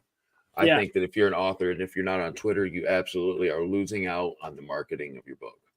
Yeah, I found it really good, and I've seen a lot of negativity about it, and I know that like sometimes there are like controversies or whatever, but ultimately I found it really great, and I've made so many amazing connections. Like with some quite major, not I'm not trying to name drop, but just like quite major writers have interacted with me and I've even become friends with some of them. That's Via incredible. Twitter. Like, yeah, just like via Twitter, which is like, I don't think that opportunity would come my way on other platforms. Like, some of them I'm now friends with on Facebook, but that's after the Twitter connection happened. I don't think they would have extended a friend request out of the blue, you know. Yeah, I totally agree with you. So it is still, even though it's weird, and you know, although there are some changes happening to Twitter that I don't like, not all the changes Musk has introduced have been bad. Like, I love the fact checker on, like, that is amazing. Like why is he not getting more credit for that? Like, he won't, because he doesn't play the game. I won't. I usually like to keep my passions and loves of like reading and writing like that and my politics separate. Yes. But Yeah, you know, I think it's because he doesn't play the game that the ones in charge want him to play. Yeah, He's his own man. Yeah, and you know, it's interesting because I think there's a narrative at the moment that we have to love or hate someone, and like, I don't love Elon Musk at all, and I really strongly disagree with some things he's done and said, but like, also, not everything he's done is bad. He's a human. He's a human being, and I think equally there are some writers I love, but I don't like everything they've done or agree with everything they said. There are some writers whose politics I actively disagree with, but I love their books. Yeah, and I think that if you're judged over that, like if I like an author whose personal views that have nothing to do with their work, like I keep art and the artist totally different. Yeah, like, you know, a really good example, because it's like very obvious and he's very famous, so I don't think he'll be offended, is like China Miéville is a straight up communist, and I don't mean he's liberal. I mean he's actually a communist. Like, like, I couldn't more profoundly agree with any political position. I think communism is, you know, is really not the way for us to go. Like, some people disagree, and that you have your right to your opinion. If somebody's offended by that, they can be offended. Yeah, if somebody's like, "Oh, I can't believe he's not supporting communists," like, please click over to the next video. Click over to 20th century history. But like, But like, he is a phenomenal writer and an insightful intelligence, and anyone who doesn't see that from his work is flying in the face of facts, I think. So I respect what he does, and even though I completely disagree with him politically, and you're allowed to do that. Yeah, absolutely. I think it's really important to encourage more of that, these types of conversations, because it's just having a broader mind. Accepting people for who they are is not part of accepting that a talent that they have that you enjoy, that, you know, it's just not the same thing. You're allowed to unapologetically have your own opinion. And you know, some points he's made in his books that are like, you know, some of his books have had political moments in them, and you know, he lands those punches, and I'm like, you know, that has made me think differently. I'm not going to go full red. You're not going to go hammer and sickle and full red and communist, but I am going to think differently about this issue, and maybe soften my position in X, Y, Z. And so, and that's what, you know, it's all about. And likewise, I would hope that if it was the other way around, and what's the opposite of communism? Like fascism, I guess. Like, but is it though? Is it? I don't really know enough about fascism to really speak on it, but thank you for stopping in, Tim. We got another indie author in here, and I'm gonna say the name of your book correctly this time. I kept messing it up. I kept at Platinum Tinted Darkness. I kept saying tainted. Platinum Tinted Darkness. Yes. Timothy has an epic avatar. Look at that picture. Oh, that's the cover to his book number 2, which I don't know the name of that one. What's the name, Tim? He won my Discord. I'll send you a invite too. Are you on Discord? I'm not. I probably should be though. Okay, if you ever do come into Discord, I'll have you on my my channel, or whatever they call it, server. It's all good, dude. It won the poll, so maybe you're into something with the name. No, the name is beautiful. I just my brain doesn't work sometimes. But anyway, he won the poll, my TBR raffle in my Discord. So I'm Hey. excited to do that. We'll do a little buddy read review, and hopefully he'll agree to an interview. Anywho, so themindflayer.com, Amazon and Kindle Unlimited, and Twitter. So I like to use this part of the interview to kind of ask you if there's been anything that you want to highlight, or really finish it out with, kind of highlight anything we didn't speak about, or continue to highlight something we did speak, anything, literally. Wow. I mean, that's an awesome opportunity. And I think there's going to be some writers who are going to have some really profound things to say in this, and or maybe talk about some important issues. But I think for me, this has been such an amazing interview. Like, I agree. You've been amazing, and like the people watching have been great and asked some amazing questions. And I feel like I've gotten a lot of love today. So I'm really thrilled. I don't think there's anything else I could say other than thank you everyone for showing up, and thank you for having me and for asking some questions. And I'm really looking forward to maybe hearing from a few of you. I want to know what you think of my books, if you have the time. And likewise, I've been introduced to some new indie authors by your good self as well, so I'm looking forward to reading their books as well. Wonderful, man, and thank you for that. And you will be hearing. I'll absolutely be. I just got part of the Fanfi Addict reviewer family, if you want to call it that. And so far, that's how they've treated me, like a family. It's really cool. So when I finish your book, it will be reviewed on Fanfi Addict, and probably do a video on my channel and stuff like that. So yeah, I'm excited. This has been an insightful conversation, and I've learned a lot. Thank you. Me too. Me too. El Montague. I just said El Montague. I think it's E.I. Montague. Missed most of the interview, but great bookshelf. I told him that when we first came on. Thank you, Montague. El Montague is really cool, though. I mean, I know you say it's E.I. Montague, but maybe I'm wrong. Oh no, E.L. Right? Montague. Yeah. We're both wrong. E.L. Montague. So he's very active in my Discord also.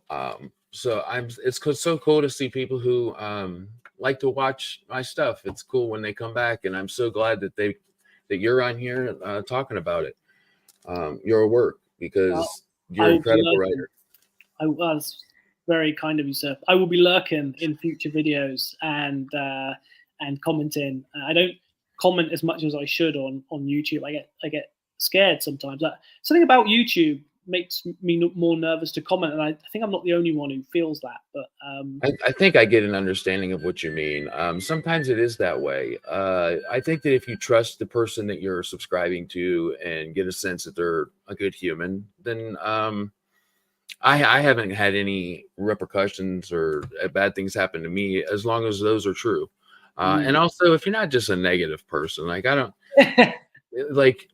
I don't like if somebody there's so many people who go on the internet to just find negativity, spread it even more, make it worse. Yeah, so. It's really interesting when you see how some people, it's their first go-to, and you think that's sad. That's a mindset I don't want to be in. Yeah. No. I actually, it invokes some empathy, because I hope that their life and day gets better. Yeah. So that was a side branch, but I just want to thank you again for being a very special guest. You've been great, and answered some wonderful questions, given some wonderful answers, and I'm sure this won't be the last time we talk. Awesome. That would be my pleasure to return at some point. The Return of the Jedi. Sure. Absolutely. Thank you for the chatters who have come in and commented. And on that note, we will say goodbye. But hey, it's nighttime where you're at, so have a wonderful night. And this has been a great start to my day. Thank you. Have a wonderful rest of your day, and See you later, everyone. Yep. Bye-bye, everybody. Thank you for tuning in to Beard of Darkness Book Reviews. I got to remember to brand myself. You know that? I forgot like the first 4 or 5 interviews. So thank you for stopping in to Beard of Darkness Book Reviews, and goodbye to indie author Joseph Sale.